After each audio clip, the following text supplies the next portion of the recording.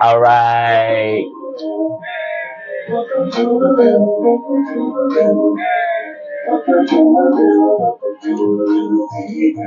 I felt like I should have bought some milk.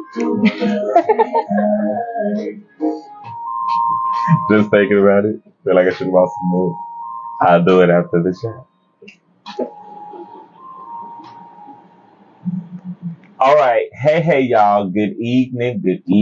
It is I, Jerrick, aka Jerrick, your favorite published author, single published author, and your host of A Lil Tea Time. Tonight, as y'all are coming in, please like and share tonight's show so that someone at home can tune in and they can watch tonight's show as well in the case that they miss it. Tonight, I am excited about my guest. I have had the liberty of being a official Pepper Pal. I want to make sure I got that right. I have officially become a Pepper Pal by simply just having the opportunity to taste said recipes from tonight's guest. She is a very great artist and very talented cook and entrepreneur that I've had the opportunity to meet and get to know of tonight. I want to reintroduce to some and introduce to others. Miss Chang Liu. Chang, welcome. Thank you. I like how your voice went up an octave when you said excited. And thank you. Because even though I've watched Tea Time before, I think my favorite episode by far was when you ate that pizza. Yeah. That was. You know, by inviting me on here, I had to bring some other things. Yes. So tonight, this is going to possibly be a very spicy episode of A Lil Tea Time. For my viewers at home who are not familiar with you, could you tell my viewers about yourself? So I am a local artist, and one of my goals has always been to bridge culinary arts into the arts world. Mm-hmm. Because as part of Shreveport, part of Louisiana, part of being human, we love food. Yeah. There's no excuse not to love food. All true. And if you don't love food, you're eating it wrong. But one of the things I found when I met this group called the Pepper Pals is they don't just love food. They want to experience food in different ways, and they want to push the envelope. And one of my favorite things about it is they are, by definition, farm to table. Just like we reach out to each other in our art community when we need help, when we need support, the pepper community, the spicy fanatics, from the pepper growers to the hot sauce makers to the support group for the trauma afterwards. They are here for you. And frankly, we get along so well. I've met some of the greatest people. And it kind of comes from suffering a little together. All true. So if y'all have seen some of the videos I've been posting lately, we did a spicy wing challenge, which was very, very, that was very hot.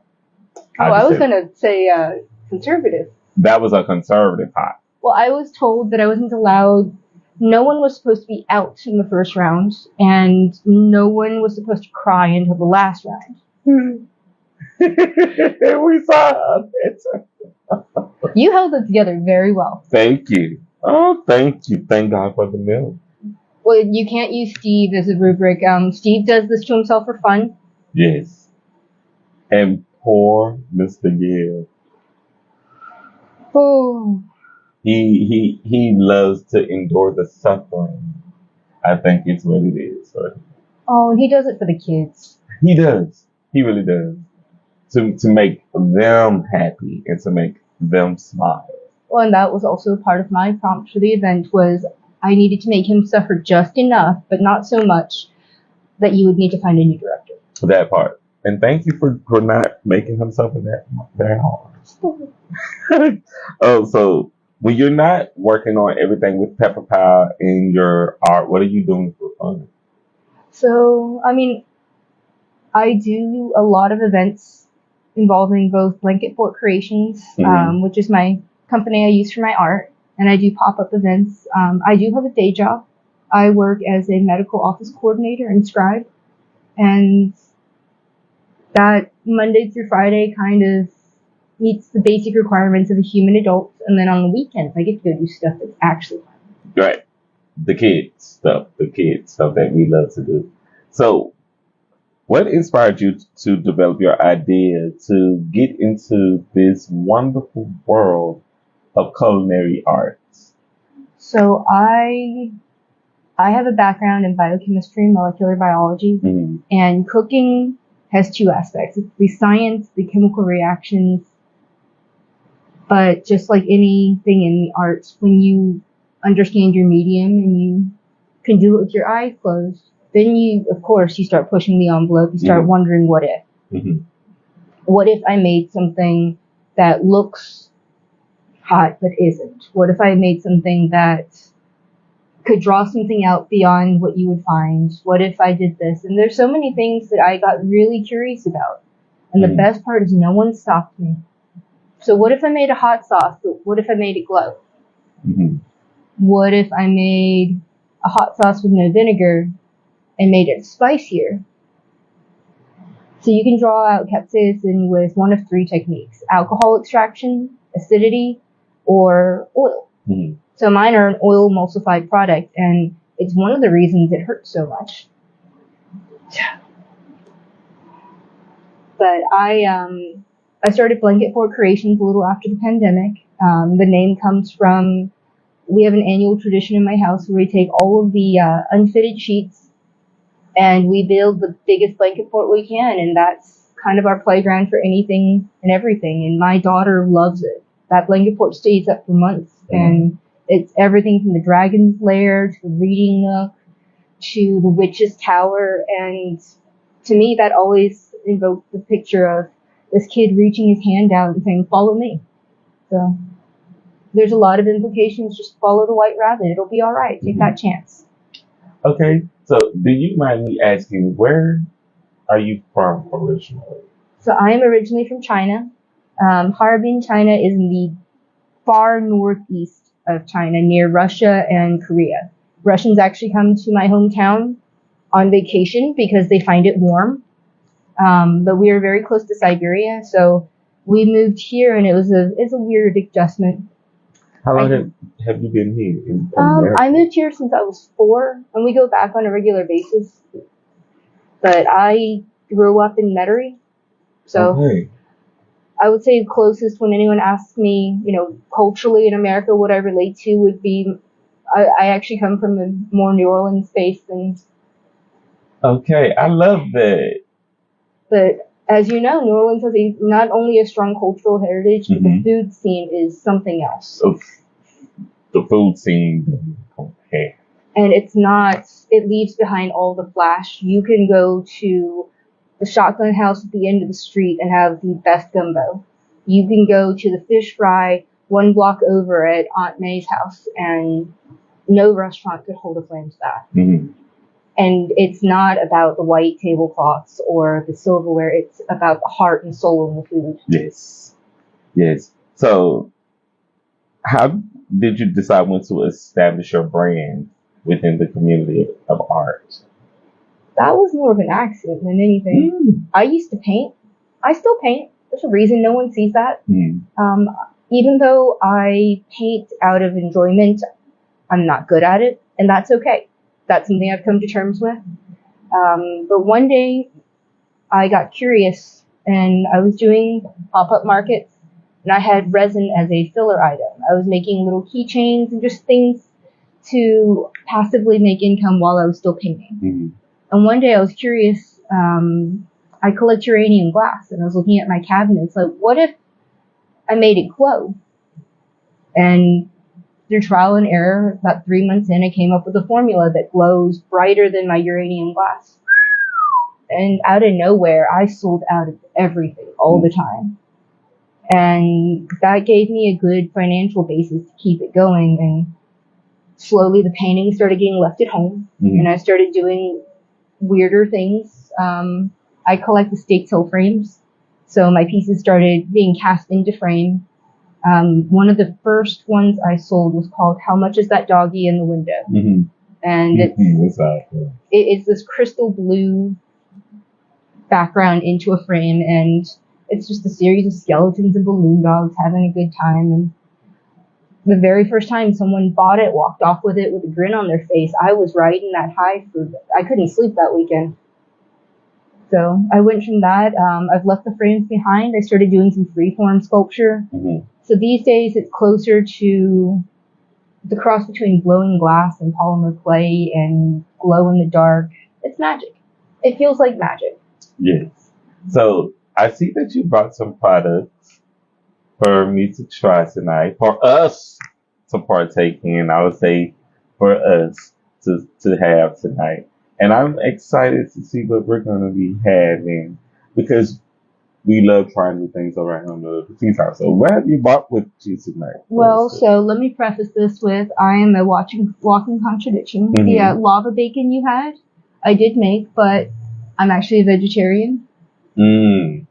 So, unfortunately, what I brought is just for you.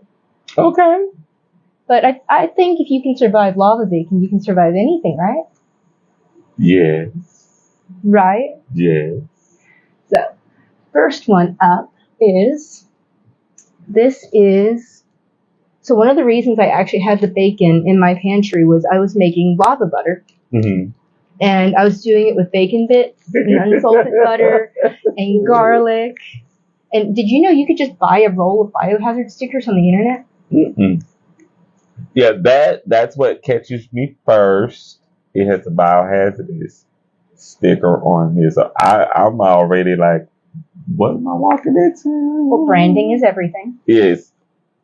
So I have biohazard bags. I have biohazard stickers. All available from your favorite Amazon shop. Oh my God, I'm opening this for the first time. What's this like?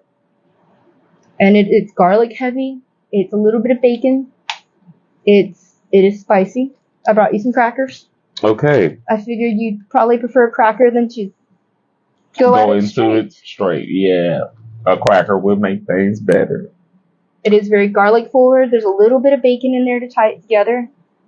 You'll have to tell me if you can make it as far as the bacon flavor. That is a lot. This is a lot? Oh, you're committed now. We don't want a lot. We want just enough. And you did bring a drink, but not tea, right? Yeah, I have some tea here beside me that I'm sipping. And I'm about to go in. So there you go. And what am I having right here? So this is garlic lava butter with bacon bits and parsley.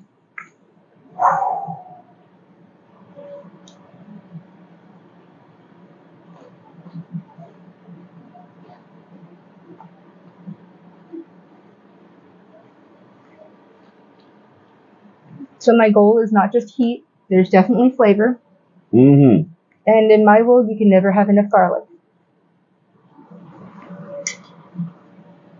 It's actually quite good. The garlic bursts out. And then the spice is not so bad. It comes like after you get that kick of the garlic. So that's not actually bad. That's actually pretty good. I would actually. So I originally made this as a spread, and then I got to thinking we could make etouffee with it. I could make a roux with that. That could brighten up a gumbo without taking away from the gumbo's flavor. Ooh, it would definitely enhance. I like that. Oh. Because now I'm starting to feel the spice. Do your ears itch when you eat spicy things? Mine do. Just a little. Oh, because now I'm definitely feeling it. So there's some rules for the Pepper Pals. I think you probably learned it with the pizza, but very first rule is to wash your hands twice. Yes. Definitely washing my hands twice after tonight's show. I actually have hand sanitizer in the studio. Oh, that's not going to help you. I know, but it was good to have something than not have anything at all. I have an eye wash station in my backpack when I go to events. You should. You definitely should. If y'all have had these products with Pepper Pal and Chang Liu and her gang, I'm pretty sure y'all have had to wash your hands a couple of times just to get the fire. I see you have a second product with I you. do. So this is a sweet Thai chili pickled spicy garlic. So it's pickled garlic with hints of ginger and lemon. It's a little sweet, it's a little tangy, it's a little hot. Mm.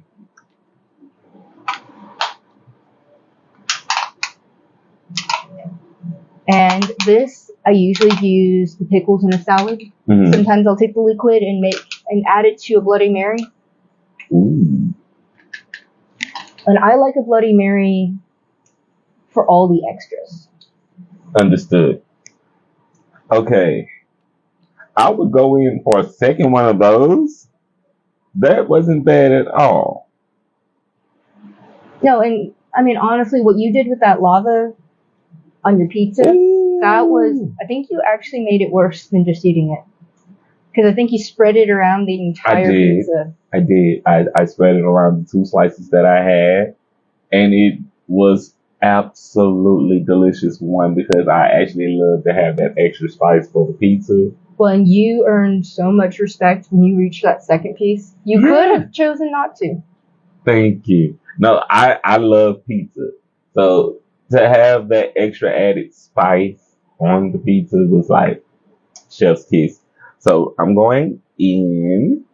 Do you recommend just one of these? Yeah.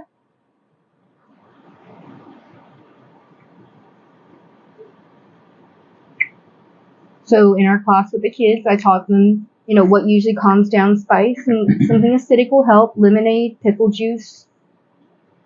Mm-hmm. But having a little bit of that helps curb the spiciness as well. Woo.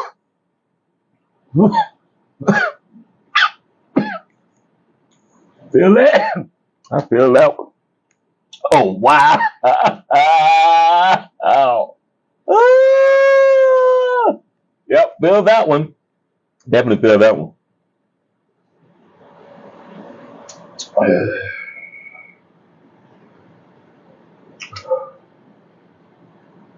Okay. Okay. Next time we do one of these, I'm going to bring you some ice cream. Thank you. Oh. I feel that. I'm going to go for my juice just for something a little sweet to hit that fire. Oh my gosh.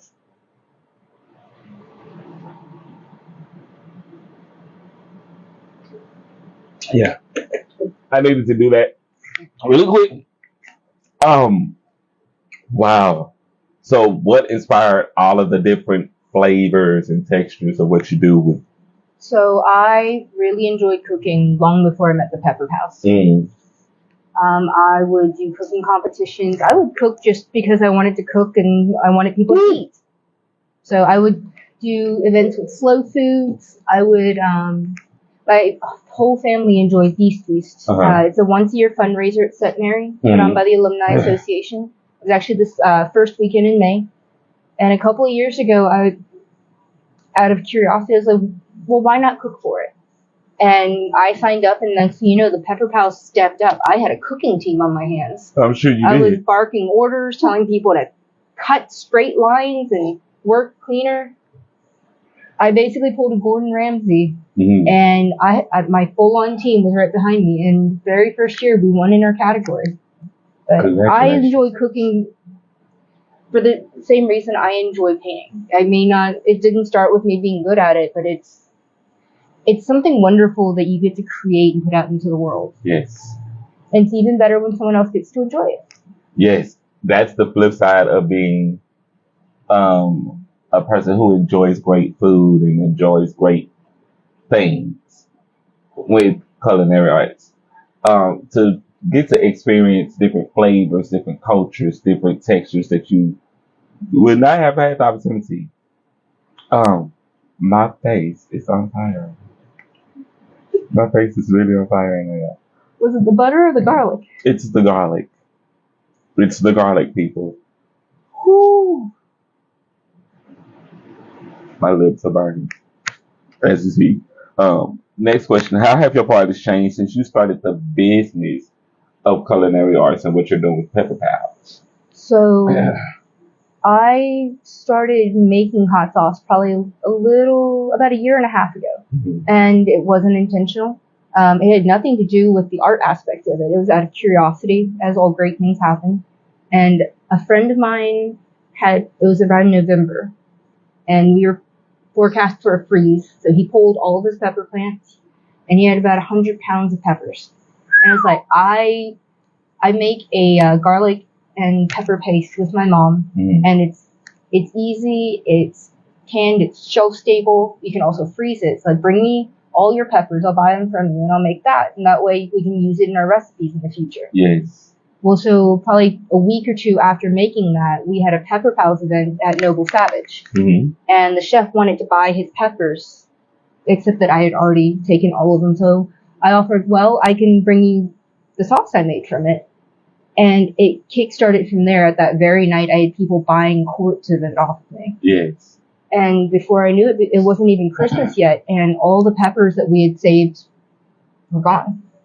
So come the next year in spring, one of our Pepper Pals reached out to me, Gary Montcalm. He is one of the satellite growers for Troy Primo here, with 7-pot Primo peppers. And he asked me if I would be interested in using some of his peppers for a sauce. So the 7-pot Primo pepper is about a 1.8, 1.9 million Scoville pepper. It's up there right next to the Reaper. It is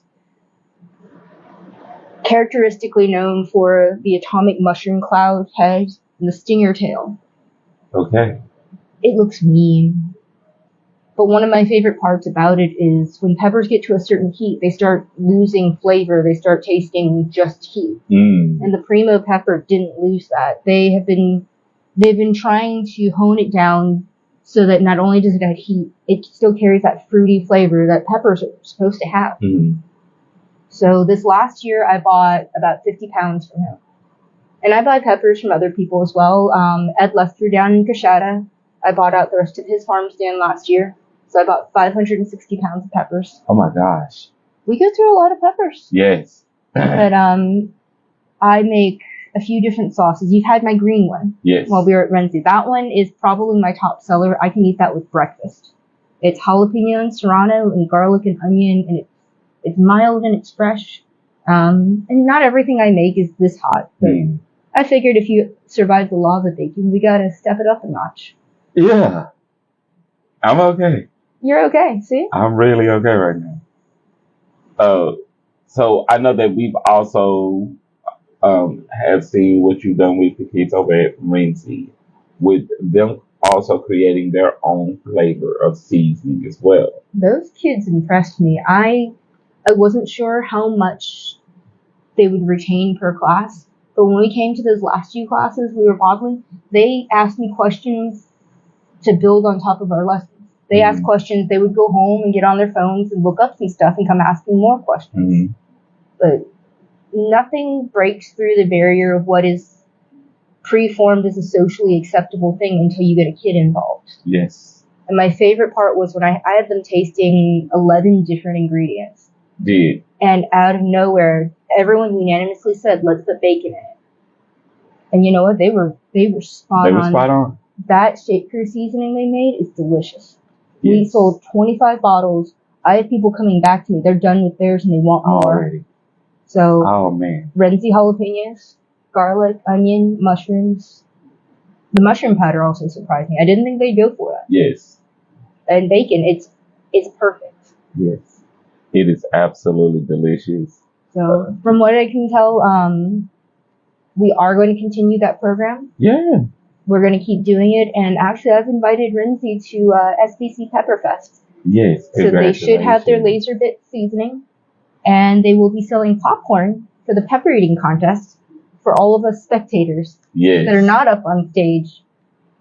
And You're going to enjoy this. So normally for a pepper eating contest, we have 15 peppers. Mm. And then go all the way up to Carolina Reaper, 7-pot Primo peppers at the tip top.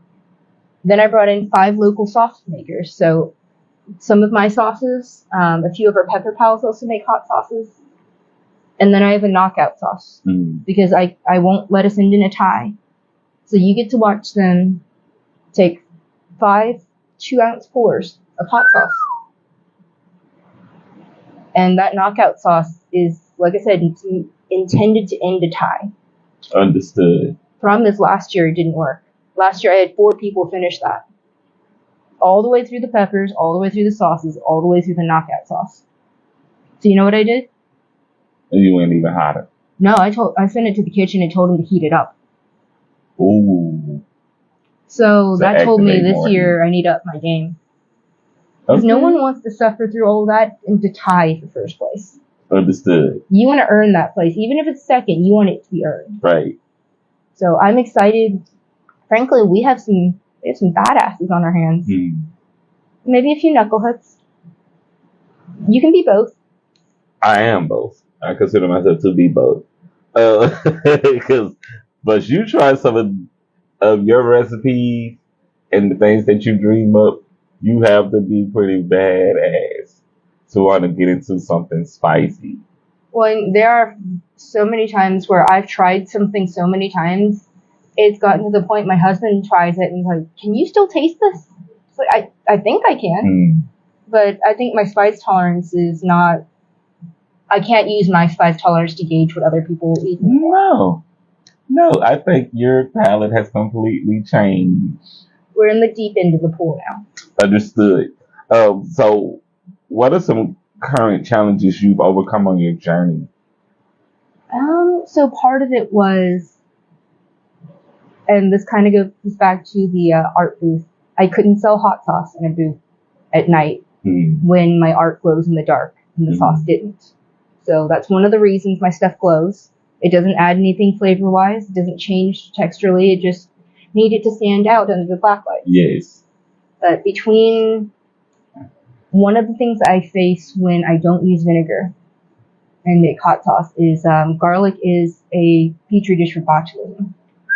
So one of the things I have to very carefully do is raise the hot sauce to a certain temperature, bottle it, and immediately freeze it.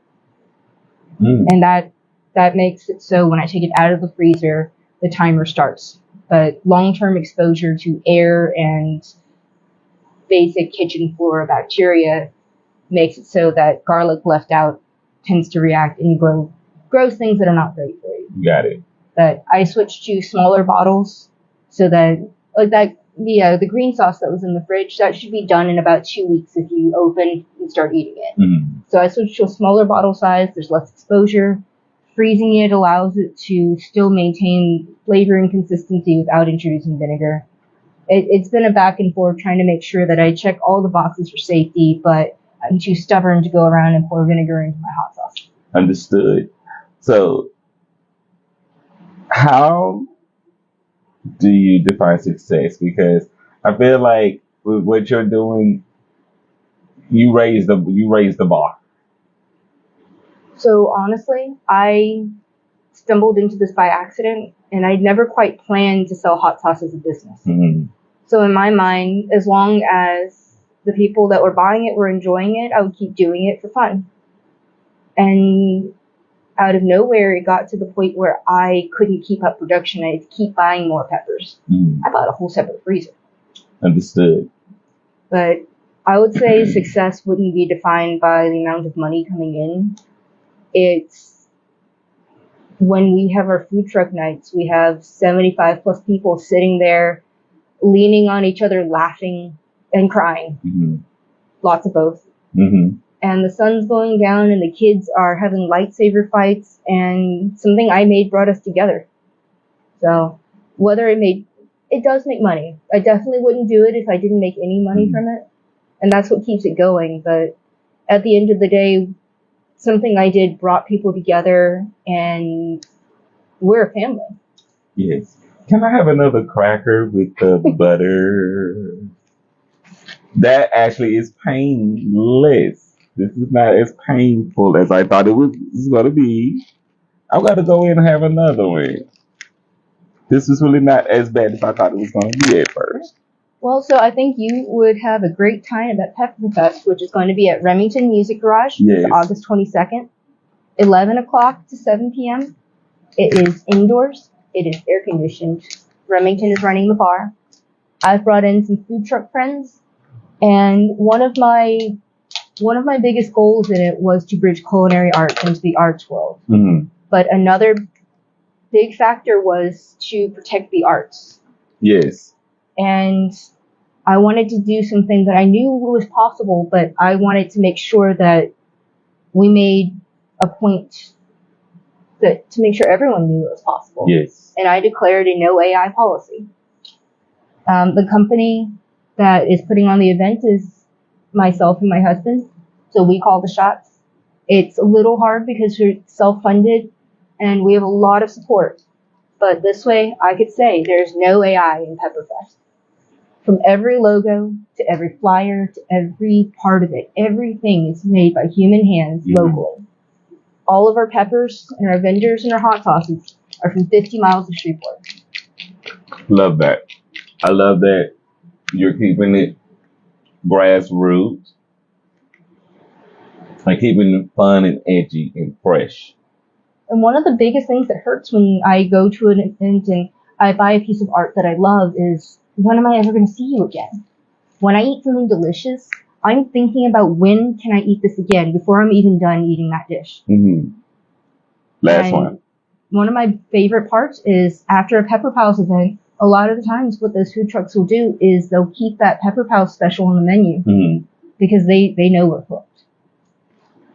They keep coming back for another one. But we went from, and I'm not one of the founding members, Steve Folalove is the sweetest man, and I swear he would be so easy to kidnap. Because one day he said on Reddit, hey, I'm going to Buffalo Wild Wings. Who wants to do the Blazing Challenge with me? And a few other knuckleheads showed up, and next thing you know, the group started growing and growing, and I ran into him at the first pepper eating contest. There were 16 of us sitting in that pavilion next to the Red River, sweating and eating peppers, and next thing you know, we're friends. But he's built something that has some pretty easy requirements. All you had to do was show up and eat food, and you don't even have to eat the spicy food. One of my favorite parts is actually whether it's a restaurant or it's a food truck, the rules start with someone has to be able to walk in off the street and eat something for $20 or less. Oh my gosh. We are trying to be as accessible as possible. It is one of the main things I'm holding on to with Pepperfest. Tickets are $18. I will be handing out flyers with discount codes left and right. It's not going to take any special membership. Just come up and ask me. I'll be at GeekCon. I will be at the Hot Air Balloon Rally. Anytime you see my booth, come see me. Yes. Come to a Pepper Pals event. I'm going to leave you with some flyers with those coupon codes too. Sure. Woo. Whew. It's the aftertaste. You know, if you keep eating. Oh. But the thing is, now you survived it, you crave it later. Yeah. It's There's like so many you things. like the pain of it. Yeah. Well, and my goal is not just to inflict pain. That's part of it. Right. That is part of it. But also, I wanted more flavor. Everything I've eaten could use more flavor. Yes. Not just salt. And we probably cook 99% of what we eat at home. We're heavy on the vegetables. Me being a vegetarian, my husband has started eating more vegetables. And honestly, when you add garlic to anything, it's going to be great. Yeah. Any recipe that starts with as much garlic as you can chop and not get tired of it. Yes. I love garlic. So when I make this stuff, I walk into Sam's. They sell peeled garlic in 3-pound bags, and I walk out, and if someone doesn't ask me if I own a restaurant, I'd be surprised. But everything starts with piling garlic in there, and then we build on that. Okay, can I ask you a question? What are some of the health benefits of the different peppers?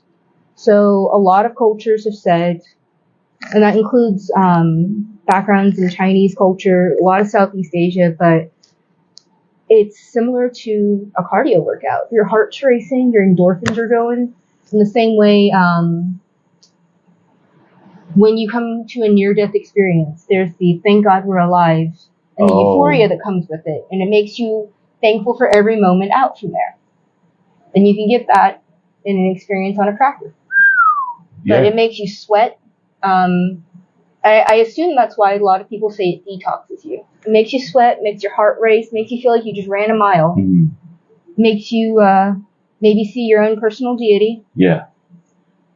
Makes you thankful you're alive. Yes. But garlic, on the other hand, is great for blood pressure, great for detoxing, and keeps the vampires away. All true things. I personally do feel like it keeps the mosquitoes off of me. You have enough of it in your blood. Definitely keep the mosquitoes away.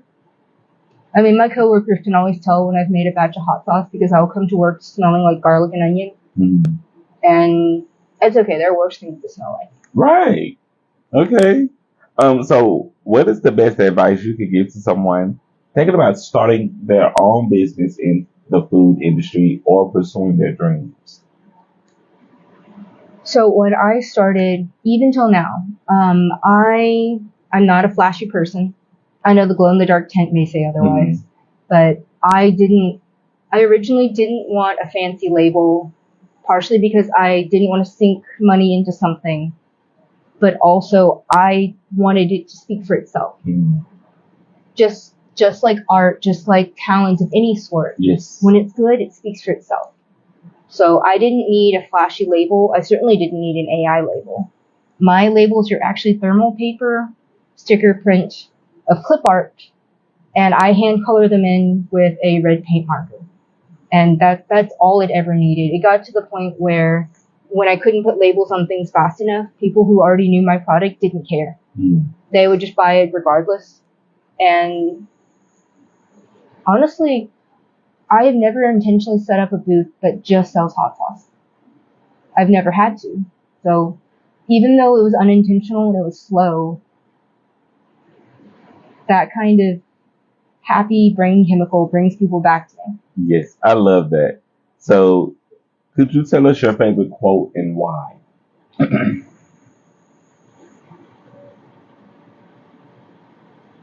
you're going to laugh. Okay. So I have several favorite quotes, and most of them are from Star Trek. But one of my favorite quotes was repeated back to me by a friend at a convention once, and I think it goes something like, well, I've certainly never been accused of understatement. Got it. But we are exposed to so much, especially with, the screens in our pockets, the screens everywhere, the screen you're watching this on. Yes. We see everything, and everything's been ramped up to 11 all the time. Yes. It takes more to stand out, but it causes people to create things with very little heart. So for a podcast like this, where you sit down and you talk to someone, and it's not just for the reaction, it's not for the 10-second video clip. When it has heart and a good foundation, the rest will come. Thank you. Thank you. I appreciate that. That TikTok star with I don't actually have a TikTok account, so the TikTok star with the unwrapping and the something and the storage unit will one day run out of content. And the thing is, when you do things just to be popular, it's the side of, and I'm not saying TikTok is an art, but it's the side of art that a lot of people face, where when you pander to your audience and your audience is gone, what are you left with? Right. So you have created something where, especially after your pizza episode, I gained so much respect for you. I started going through all your other videos. Like, I went back pretty far. Thank you. I appreciate that. But you weren't doing it for reactions. You were doing it because you wanted to. Right. But everyone's out there trying to get internet famous. And then what?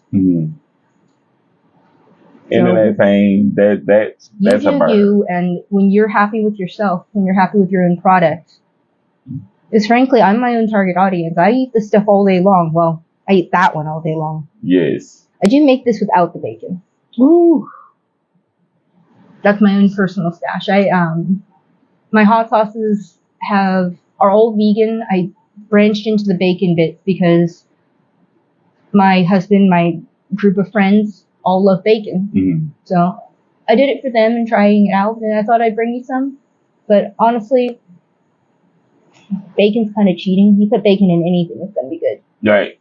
So have you done like cooking shows? Would you be interested in doing but I want to say, um, any food chefs So shows? years and years ago, this is probably at least 10 years ago, I actually got a call back from MasterChef. Wow. I spoke to some of my friends, and a lot of my chef friends gave me their input on it, and I actually decided not to go. And a lot of it was for the reason of, and this is before all those behind the scenes interviews came out about what they want you to do and how much of it is scripted, but I was worried it would kill my love of cooking. Because I do what I do because I enjoy it. I don't cook as a way to make a paycheck. Mm-hmm. Like, I have a day job that handles that. So if I want to cook something far out there and weird and experiment for the sake of a couple of people getting together and eating it, that's okay. But I was worried that if I went and, they have, I think, 45 contestants to start with, and I was eliminated, because you're guaranteed to be eliminated. Right. I would have an experience that would make me not want to cook more. So I chose not to go for that callback. And I mean, I do cooking competitions for fun, but it's never about winning. I love that. I love that it's about the love of food, the love of being able to create something that people can say, "Oh, I remember when she cooked that. I was there that day." Because food, it automatically brings people together instantaneously, and people who love food, great conversations take place around food, great ideas are invented around food, great memories are created around food. So I think that you choosing to turn down MasterChef was a great thing because that's your passion. This is what your passion is. And to go and take your passion to another stage for um for it to be scrutinized in a word for it to be scrutinized, it takes the fun out of it. So I can appreciate anyone who says I turned down that show because I didn't want to be scrutinized for what you do and that you didn't want to lose your heart of cooking. One, for the same reason, a lot of artists struggle to stand before a jury panel. I'm definitely one of them. I would submit things to open calls, but I couldn't be there for reception night. Mm-hmm. I couldn't stand there and watch people look at my work. And even if it was positive, I just didn't have enough confidence in my own work to be able to answer a question about it. And now that I've done this a bit longer, I've also learned that sometimes the answer to why did you paint this or why did you make this doesn't have to be complicated. It came from your heart, and if the answer is it made me happy, that's all you need. Why did you paint this? Why did you make this? Why did you make this podcast? It makes you happy. Mm-hmm. I love that. So, how long have you been living here in Louisiana specifically? So we moved to Louisiana probably in 1990. Oh, wow. So Okay. I went from New Orleans to Metairie, moved up to Bossier. So I went to Apollo Elementary School, Green Acres Middle School, moved over to Shreveport, went to Caddo Magnet High. Mm-hmm. And let's see, I went up to Memphis for college, moved back to my hometown for a few years, and that's actually where I met my husband. Okay. To preface all this, my husband is a white British dude who's teaching English in China. That's hot. He's kind of hot. I feel that. But yeah, we came back here, and we've been back in Shreveport for probably about 13 years now. Congratulations on everything that you guys have been doing. And the reason why I asked the question is because I wanted to ask you, what are 3 things you would like to see better in our community? I would like to see more open-mindedness. And that is something that Shreveport is, people have always told me Shreveport is stuck in the past. And it is our True. job, especially as artists, Yes. stubborn-headed artists, to drag it into the future, even if we have to do it kicking and screaming. Mm-hmm. Because even though they may not like what they see, they've seen it. Mm-hmm. That you've opened their eyes to it, and we're going to keep moving forward. Yes, all true things. And that kind of turns it into the second thing I'd like to see is just, I would love to see more people working together. The art community in the last couple of years, and I am very new to the art community. Every time I set up little old me in a parking lot with a tent, and I have never seen more helpful, just sweet, kind-hearted people offering to help me, offering to give me advice, just checking in to make sure I'm okay. And the art world is twofold. One side is we are all together, and it's what we owe each other as human beings. Mm-hmm. Not guys, girls, painters, sculptors, human beings. Yes. The other side of it is we have more in common than what makes us different. All true things. And there are very few things that should make you so mad at a person or so hateful. There are definitely some things that you should be hateful about. Right. Like if we're down to human rights issues, then yeah, that's not a matter of opinion anymore. Right. But it's just a difference in art style, a difference in color palette. Like, what in the world are we arguing about? There's room for everyone at this table. Yes. And if there isn't, we're going to build a bigger table. We've got people for that too. Right. But Shreveport has something great. In the last year or so, it's been growing. But it's growing so widespread. People need to get it together. We need to work together. Because I've seen, and you've seen the last few times where the art community rallies together, yes. We're unstoppable. Yes. What was your last thing, your third thing? I would like to see, and this isn't a political comment. Mm-hmm. This isn't anything to do with the actual laws, but I would like to see more opportunity for the food scene. We just had Taco Wars. Yes. We just had Beast Feast. Yes. I would love to see more opportunities for pop-ups and food truck scenes. I know there's regulations, I know there's permitting, and all of that is checking a box, but I would love to see more people say, there's a new food truck, let's just go check them out, let's try it out. Yes. You'll never find people more kind-hearted. No one gets into the food truck scene because it makes a lot of money. It does. No one stands behind a grill 16 hours a day sweating and smelling like bacon because it's their new fun hobby. They do it out of passion, Mm-hmm. just like artists. So we have every opportunity as artists to stand in an air-conditioned gallery and present our work. Let the culinary side shine. I would love to see just more partnerships. Mm-hmm. And that's something we're going to try to do with Pepperfest and kind of kickstart that. I have growers. I want to partner them with our food trucks. I want to partner them. I have a woman making extra spicy fudge, and she's sourcing her peppers from my buddy Gary. I have someone making hot honey and spicy jerky, and she's sourcing her peppers from another one of my growers. It's bridging connections. And do I stand to gain from it? Yeah, I want to eat all the food. This may have started because I just want to eat better food and more of it. Mm-hmm.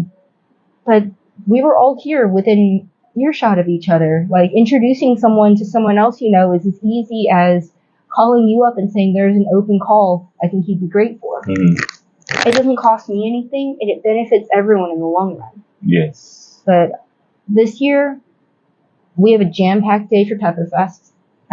We already have more than what I can fit in a day. Next year, we'll be spilling over into Sunday. And I would love to see more opportunities. Beautiful. I want to have seated dinners and cooking demonstrations.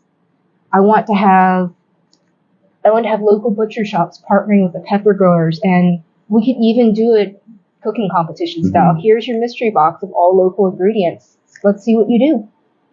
All right, Louisiana's Shreveport's own MasterChef competition. I would love that. Because no one knows food like us. Right. Oh, Louisiana, we know how to do it. Oh, I took my husband to a few different places, and every once in a while he'll just look at me and he's like, I'm really glad we live in Louisiana. One thing we do know how to do is cook. And I love that about our culture and our flavor and our style here. You can go anywhere in the world and say anything about New Orleans, about any food culture from Louisiana. It's gonna always be a hit somewhere.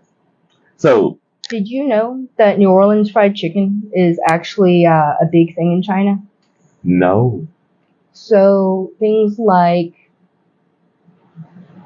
Church's fried chicken, a few chicken joints are actually, even though here they're considered fast food, people will actually go and take their dates out for New Orleans fried chicken.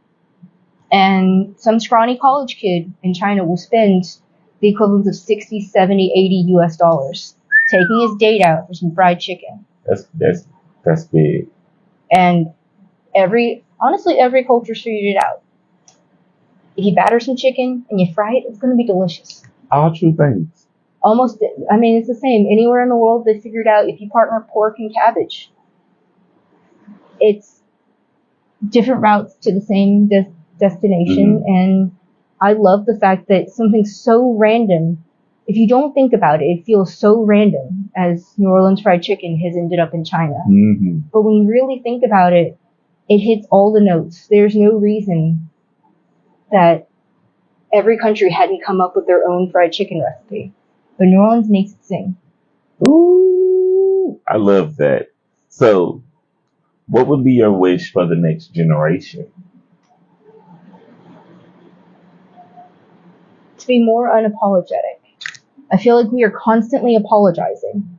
We are always saying, well, I'm sorry we don't have the platform for this. I'm sorry that we don't have the opportunity. No. I want to make it so that when my daughter gets to this point and she says, well, I want to do this, she can get into a program or look for a program or even just have the field ready to start a program or something like that. Because what you are doing right now, this is innovative. This is new and fresh for Shreveport. And I'm glad you're doing it, but I know that you're having to carve your own spot here. I want the next generation,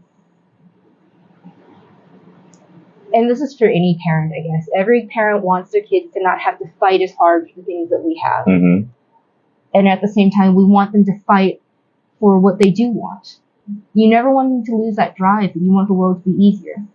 So I want my daughter in the art scene to not have to fight and justify what is art. Frankly, my daughter spoke out at the last AI forum, and she was fighting for the same thing we're all fighting for, humans. And she's out there equally as worried. Like, we need to keep the human aspect and the humanities, keep the heart in art. Yes, definitely. So, how can we get involved with what you're doing with SBC's Pepper Pals? And how can people follow you along to test your recipes or purchase some of your products and get into your movement? So, Pepper Pals is a local Facebook group. Anyone can find it. I talk about it nonstop. You've tagged it a few times as well. Yes, I tagged it in tonight's show as well. So the Pepper Pals we're somewhere between a loosey-goosey bunch of renegades and a strangely organized force of will, where we get together and we will clear out a restaurant. We will eat so much food. But at the same time, we're so casual, no one has to eat spicy food to come and hang out with us. So it's, like I said, it's a conundrum. We are a spicy group, but you don't have to eat spicy food. You just have to like the company of people while you eat. And sometimes it's the idea of experimenting and trying something new. no, I don't normally like this, but I'm going to try it. And the Pepper Pals are fantastic for that. So we have some restaurants lined up this summer. We have some food trucks lined up this summer, and all of them will be posted in the Pepper Pals group. We make event pages for each one, so we do a menu drop a week before the event, and they're always encouraged to go off menu. And they know it's a no refunds type deal. So if someone's crying into their soup, it'll be all right. They'll be okay. You know what you're The signing Pepper up Pals for. are always there for you. Yes. Now SBC Pepperfest is its own page, and it was as much for the organizational sense. But check out SBC Pepperfest. We will be doing our announcements. We are almost completely full on local artists. We are partnering with BAC. They're doing a spicy call to art for a one-day pop-up gallery. So you don't have to have a full booth. You can submit something, and as long as it's spicy in theme, and that's open to interpretation. That part. And it's going to be fun. We have mixed media. We have glass. We have ceramics. We have polymer clay. We have, and like I said, I'm bridging from culinary arts into the art world. But SBC Pepperfest is, for the price of your morning coffee, it's going to be a full day of fun. Like eye-opening, a little bit of crying, fun. And if you don't like spicy food, it's okay. Because as the people are watching, it's also a spectator sport. I watch some of these guys eat things that I have said no to. And I'm sure she's not lying. I've witnessed what she can do. So last year was our second annual pepper eating contest, and I had moved myself to a managing position because I had to organize it all. There's no way for me to sit down and join them. And I have learned that some of these guys are crazy. And that's coming from me. But if you want to come and buy some popcorn from the Renzi kids, sit down and watch a bunch of dudes sweat and eat spicy food, we'll have plenty of seats, we'll have air conditioning, grab a beer from the bar, and frankly, it's going to be one of the most memorable days to come out of Shreveport Bossier. Yes. And how can people follow you on your social medias, and how can people get in contact with you for your products? So I will be tagging SBC Pepperfest here. Yes. In terms of spicy products, I have gotten to the point I have lava dust with me at all times. It is one of my best sellers. Lava dust is a dry shaker season. Yeah, we got to get you milk next time. That lava dust is not a joke. Well, so there's two. I started with the green top, and that's hot. And of course, being the bunch of knuckleheads we are, I have extra hot because someone said, it could be hotter. So this is hot, and this is extremely hot. I mean, it could be hotter. I have to, from a business standpoint, make sure that it's not so hot that people will come back for more. Right. So our average Pepper Pal will finish one in about 3 to 4 weeks. Okay. Our average Pepper Pal will finish one in about 2 weeks. Okay, and are these mine or? I would love for you to eat them and keep eating them. And it's one of my taglines. It's very easy to sell this stuff because a good dealer knows how to get you hooked. Right. Thank you. I would definitely be cooking with these. Love me some good seasonings with my food. Well, and the thing is, these don't add salt. Got it. So it's roasted peanuts, mushroom powder, garlic, onion, cumin, sesame seeds, and 7-pot primo powder. But it doesn't add salt. It does add a lot of savoriness. Yes. I love that. I love having something that brings out more flavor in what I'm cooking. And my goal with everything was to enhance what you're cooking, not to overpower it. I love that. Thank you. I think you're going to like it. Thank you for my seasoning. But I look forward to having you at Pepperfest. Honestly, I think you're going to have a great time because it's basically everyone we already hang out with, plus a little bit of proper food. Okay, I'm looking forward to Pepperfest. If my schedule will allow me to be there, I would definitely make it my business to be there. And I mean, honestly, when I started Pepperfest, I didn't think I would have the support that I wasn't sure how well received it would be. But I have local bands and live music They all stepped up. I basically asked my friends group, everyone that I sold lava dust to, like, hey, I could use some music, but I'm not sure what kind. And they're like, we got you. Same for my visual artists. Same for my culinary people. I think it's going to be a great day where, the sun, the moon, the stars align, and we're just going to have a great time. Congratulations in advance. So let's get into candy or corn. I'm going to ask you about these candies. If you would eat these candies, you can say candy. If you would not eat these candies, you can say corn. And I want to invite the viewers at home. Y'all can play candy or corn with us by simply putting your responses in the comment section. All right. First candy up is the Reese's. Candy. 100 grand. Candy. Snickers. I think you underestimate how much I like food. Candy. All right. M&M's. Candy. Mike and Ice. I have some in my purse right now. What flavor are you? Original. The texture on the others are weird. Love me some good Mike and Ice. Next up is the lemon heads. Corn. Understood. Twix. Candy. Skittles. Candy. Sour Patch Kids. Yes, but only if they're stale. Stale Sour Patch Kids? Yeah. Can you explain that for us? It's a textural thing. So being a vegetarian, there's not a lot of chewy things in my diet. There's crunchy, there's mushy. That's about it. So I usually buy sour gummy bears and Sour Patch Kids, open a bag, and I will just leave it out for a week. I'm never going to have a carrot fight me back as I'm eating it. No. But stale Sour Patch Kids just hit a note. Oh, it just sounds like a thing. It feels like a thing. So do you leave them out, or do you leave them in the refrigerator, or how do you? So usually what I do is I actually have a dehydrator I use for jerky, but I just put them in there. I don't turn it on, but that way it's covered. And they go stale on their own, but that way they're just covered because, I have a cat, I have a dog, I have a child, I have 20 goats. Like, there's fur everywhere.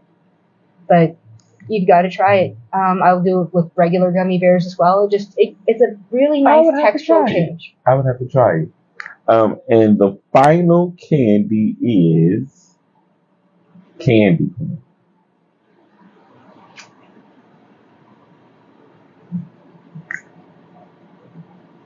So, I have a funny story for you. Okay. When I first started making stuff with resin, I decided that I needed, because resin is a very expensive material. It is. I needed a filler. And candy corn is shelf stable. It does not break down. Basically, unless you get it wet, it just sits there. Yeah. So I chucked a bunch of candy corn in and suspended it in resin. And wouldn't you know it, I used half the resin. It looks cool. So for a long time, I used candy corn as a building material. Okay. And it made a better building material than it ever did as a food. That part. I love candy corn is wrong. I love that. And it is definitely wrong. It does look really cool in resin though. I love that the fact that you discovered something new you can do with candy corn. It's a lot more useful that way. Because I tell people all the time, if I wanted to eat candle wax, I would just go and eat some candle wax. Exactly. There are so many better ways to waste off my calories. I would go eat a packet of ketchup before you'd offer me candy corn. It's just not going to happen. I love it. I love it. Because she's more pettier than me about candy corn. I'm going to have to I'll send you some pictures of the stuff I've made. Definitely, I have to post it with your interview. Candy corn is just an absurd thing, and I can't believe people still buy it. I don't know if people actually buy it or it's more of a seasonal candy. I know. I buy it after Halloween, and I can get probably about 5 pounds of it for like $2. Ugh. Don't worry, it's not going to go bad. No. It'll be used for art. It's a better building material than it is a food. I love that. Chang Liu. Thank you for playing Candy or Corn with me. I'm going to get into the tea spill to let people know about this busy weekend that we are having right now. So, as y'all know, the polls have officially closed at 8 p.m. They just closed 9 minutes ago. I hope everybody had the opportunity to get out to vote today.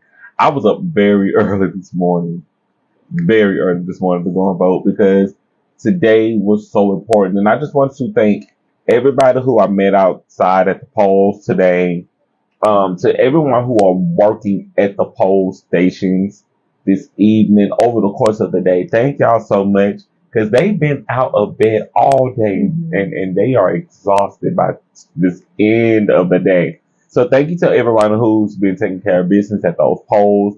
Thank you to all of the voters who got out and voted today. You guys, now sit back and we wait on the results.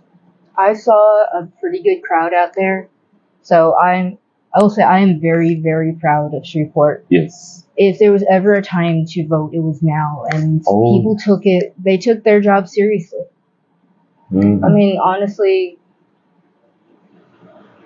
I've been in America long enough, I very rarely say where I'm from. Mm-hmm. But in China, you get zero sayings. In fact, for saying something like this on a podcast, we would have been taken off the air, silenced immediately. In China, there is no commentary allowed. The government controls all media. And there was never a democracy. They're not pretending that we had a choice. But for people to show up in a local setting and to go vote and for it to matter means something completely different when you realize that just about every country out there doesn't have the system. Yes. So we need to exercise those rights. Yes. And be proud to have them. Yes, definitely. So were there some events today that you were out at today? So let's see. Earlier today, from 2 to 8, was Cirque du Lake by Agora Borealis over there. Mm-hmm. Met some of my artist friends over there. I got some food from Roadrunner Food Truck, who will also be one of our food trucks for Pepper Pal. Okay, very nice. I swung by Bossier Arts Council real quick. They had their We've Got Your Back gallery. It will be up through, I think, first week of June. And it is a beautiful, just collage quilt of everything that is local. You have mixed media, you have oil paintings, you have digital art. You have things that I had never... When you go to enough art galleries, you start seeing commonalities, intermixing themes. I saw stuff that left me inspired, and I couldn't wait to get back home and just try something new. That's beautiful. And then this evening is Night Garden at Capri Theater. Okay. I may have to find something to do this evening. It's from 9 p.m. to 2 a.m. Did you get that nap in? I got my nap in. So I may get back out. Is there a price for what's going on at let's see. Online pre-sales are $18. Okay. It is going to be more at the door. I don't know exactly how much. Okay. But that would be John Lomax, Randall, Cade, Mars, a few DJs, myself and Jerrick are the featured artists for it. So it's a curated experience bridging between, music and visual arts, and frankly, the Capri Theater is just a gorgeous place for it. It is. I did John's interview for A Lil Tea Time, and I actually interviewed him in the Capri. It is amazing to see that he got that place up and running, to see that events are taking place all the time there. Like, I remember just going by there so many times before they got it back up and running. It was like, what was going on here? Mm-hmm. And now to see that, knowing that I got to interview John with what he's doing over at the theater, it is amazing that we are really bringing our city back to life. Yes. So congratulations to John and everything he's doing over there at the theater tonight. And congratulations to you guys. I have been talking a lot about movies because I've been going to the movies a lot. So for people who have seen Michael or The Devil Wears Prada 2 or Mortal Kombat 2, y'all just get to the theaters. If you have not yet seen the movies, I don't want to spoil them for you. I'm not sure if you had an opportunity to get to the movies yet. I haven't in a couple of weeks. I think the last movie I saw in theaters was the Mario one. Okay. So I need so school's about to be out. So that's one of our weekly summer routines is we'll go and pick a movie, and sometimes we'll go see 2 or 3 different movies throughout a day. But we'll line it up as like a Saturday in the summer and kind of get out of the sun and just experience what's new in theaters. Yes. And I will say movies this time around are better. There was a weird moment where it was all the same. Like the sequel of a sequel, and quit making live action remakes of Disney.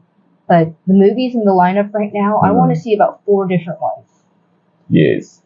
I would also like to add that the film Peeping Tom 2 is now over at the Robinson Film Center. I had a cameo in this movie. I had a small part in this film, and I am very excited to be sharing that with other people to go out and check out the film. Thank you again to Chris Adams Evanson, everybody who made it possible for me to be in this film with my cameo part. And we just want people to get out there and go and check out Peeping Tom 2, the musical. And coming to the Remington Garage, 211 Market Street, August 22nd. Shreveport Bossier City's Pepper Fest 2026. You guys, you can go and check them out right now on the SBC Pepper Fest at Facebook and Instagram. Did you want me to give them that number on here? Oh no, that's fine. But we do have a website. Okay. You can go and check out the website at www.sbcpepperfest.com. And if you want to send them an email, it's also sbcpepperfest@gmail.com if you want to get them an email. So definitely do not hesitate to send them an email about wanting to participate in said event. Other things that are coming up right away that are coming up soon. Save the date, June the 7th, 2 p.m. to 5 p.m. Canva and Cadence Honoring Black music featuring the artwork of Karen LeBeau and Ron Smith. That's going to be at Unita Artist Lofts. We definitely want to encourage you guys to come out and support the event. I have been picked to do some poetry for this event, so I am currently working on a poem for this event. I love Karen and Ron. Yes. They were there at the very beginning at my very first, I think it was just a potluck art meetup. And it's not a proper art event without Karen. Right. And Ron is, like when I started doing the vendor thing, like Ron Smith was kind of who I was looking up to. Like that is an artist. That it's a real artist sitting in front of me. I was kind of fangirling out. Understood. And I love what Karen and Ron are doing right now. I love that they are doing a collaborative project to bring us something that we haven't seen yet. And I'm looking forward to see what they're going to do because a little birdie told me something that I can't tell y'all, but y'all can have to really say something for this event. So don't miss it. Also coming up, Social Con 2026, June the 13th. We definitely want to encourage people to come out and support Social Con. Also following, Artish is also coming up Juneteenth weekend at the Riverview Hall. If you know anything about Social Con, if you know anything about Artish, these are going to be some of the biggest art event festivals taking place that particular weekend. We want to encourage people to come out and have a great time. I want to say the price for Artish is $20. So if you have not yet had the opportunity to come and check out Artish, it's definitely going to be a great show. Social Con is also going to have a great show. as Well, well. there's one more for you on that Come on. weekend. The artsy party at Andrus, and you may have forgotten, but you'll be there. Right. That's why I didn't book anything, because that's where I'm actually going to be. So people have been asking me, why am I not doing this event? Why am I not doing that event? And I literally saved it for tonight for the announcement that you just made. Oh no, did I ruin the surprise? No, thank you, because no one knew what I was planning on doing, and because I needed to be somewhere working. Thank you for giving me a space to work and promote my art. I can't wait. It's going to be so much fun, and frankly, I feel like we have a lot of new up and coming artists in there. Some of them are, setting up for the very first time, and that's our goal: is to give a platform where all you have to do is be able to show up and bring your work. But I feel like you could be very helpful to a lot of people in the community that they need someone that they could ask questions. They need someone that they could have a conversation with. And you are incredibly easy to talk to. Thank you. Thank you so much. I definitely do the best that I can to be an open person for people. And I'm looking forward to this event because I haven't done this event. So I want to just be in a new space and do something that I haven't done yet. So thank you for giving me a platform. I have been talking a lot about this show because I want to go to New York City to see the show. So I am very excited about Cats, the Jellicle Ball. I have been seeing all of the reports, all of the stories, all of the talk, all of the commotion about this show on social media, on YouTube. Like, I need tickets for the show. People of Broadway, for the Cats Jellicle Ball show. I need tickets for this show. I'm literally making it my business to go to New York to see this show. And because we possibly didn't grow up during the Cats era when the Cats play was like really big in the early 80s, 1984 with Andrew Webb. Webb. Oh my God, why am I messing it up? Andrew Webb. I'm messing it up. I can't even get it right. That's how excited I am. But we all know about Cats from the 1984 show. And to see that it has been remodeled for our generation. Like, I've never seen this actual Cats show. The actual show that they did. So to get the opportunity to plan to even go and see the current show, to see how New York has brought their melting pot of artistry together. Andrew Webb. Oh my God, I still cannot get it together. Andrew Lloyd Webber. Andrew Lloyd, that's why I was messing up. Yeah. Andrew Lloyd Webber. I am excited to see what this imagined show has been doing. Like they're actually like doing shows through September. So there's plenty of chances for someone to put some tickets in this man's hand. Right. I'm just saying. If you need an address, have your people contact my people. We'll make some things happen.